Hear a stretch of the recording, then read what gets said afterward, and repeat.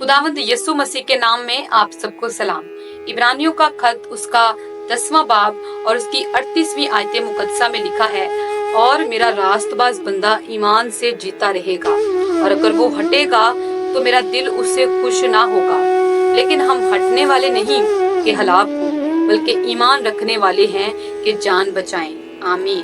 खुदावंद का कलाम पढ़ा, सुना और कबूल किया जाना हम सबों के लिए बाइस से बरकत हो। आमीन।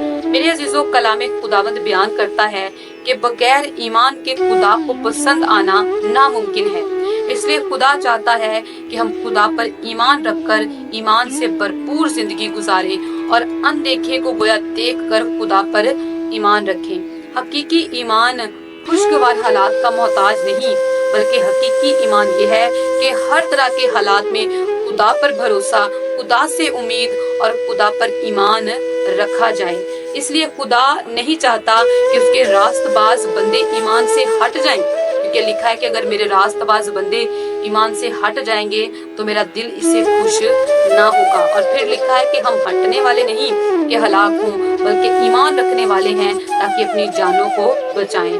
खुदावंद यीशु मसीह ने कहा, जो आखिर तक बर्दाश्त करेगा वो जिंदगी का ताज हासिल करेगा।